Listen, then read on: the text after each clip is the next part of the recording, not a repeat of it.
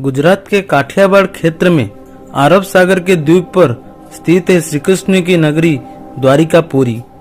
हालांकि इसका ज्यादातर हिस्सा समुद्र में करीब 80 फीट नीचे डूबा हुआ है। द्वारिकापुरी का अपना एक धार्मिक, पौराणिक और ऐतिहासिक महत्व है।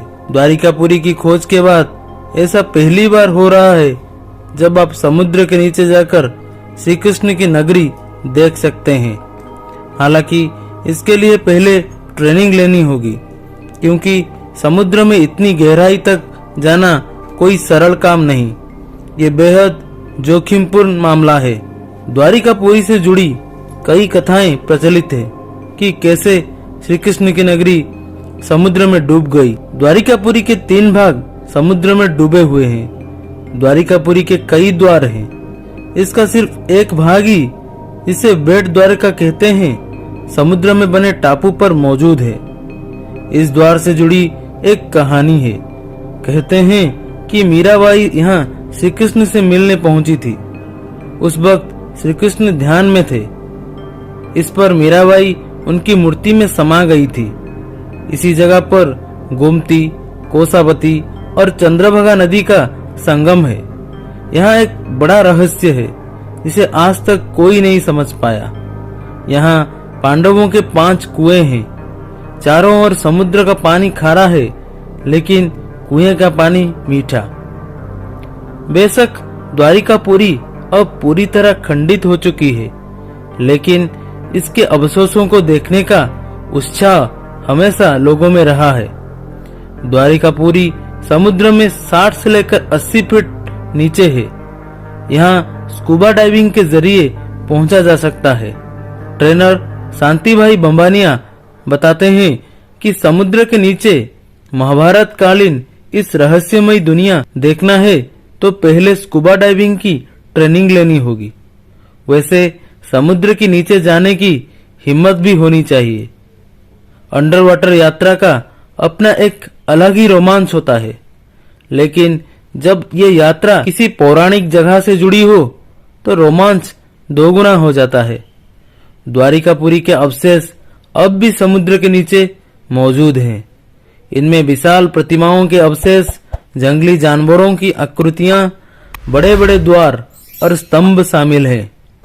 उल्लेखनीय है कि द्वारिकापुरी भारत के 7 प्राचीन शहरों में शुमार हैं। बाकी शहर हैं मथुरा, काशी, हरिद्वार, अवंतिका, कांचीपुरम और अयोध्या। द्वारका को ओखा मंडल, गोमती द्वार, अनर्तक, चक्रतीर्थ, अंतरद्वीप, बारी दुर्ग आदि नामों से भी जाना जाता रहा है।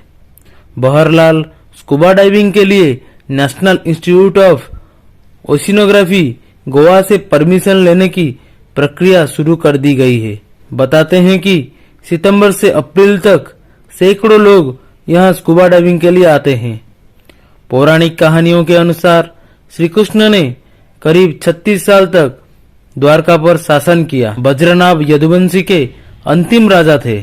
हालांकि ये कुछ साल तक ही द्वारिकापुरी में रहे। इसके बाद हस्तिनापुरी चले गए।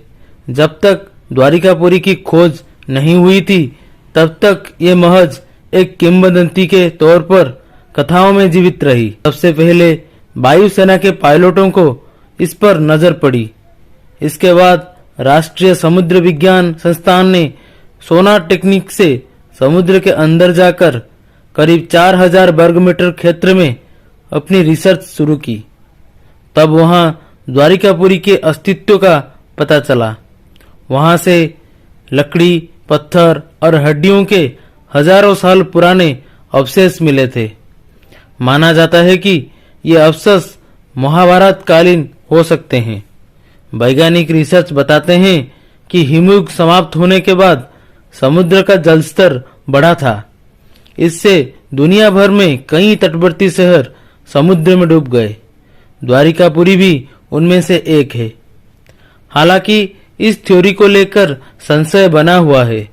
दरअसल महाभारत का इतिहास 5000 साल पुराना है, जबकि हिमयुग 10,000 साल पहले समाप्त हो गया है। बहरहाल पौराणिक मान्यता है कि श्री कृष्ण ने जब मथुरा छोड़ा, तब यदुवंशियों की रक्षा के लिए अपने भाई बलराम के साथ द्वारकापुरी की नींव रखी थी। कहते हैं कि यदुवंश के खात्मे और श्री कृष्ण का जीवन पूर्ण होते ही द्वारिकापुरी समुद्र में समा गई। इस इलाके को पहले कुशस्थली कहते थे। एक कहानी यह भी कहते हैं कि धृतराष्ट्र की पत्नी गांधारी और ऋषि दुर्वासा ने यदुवंशी के नष्ट होने का श्राप दिया था।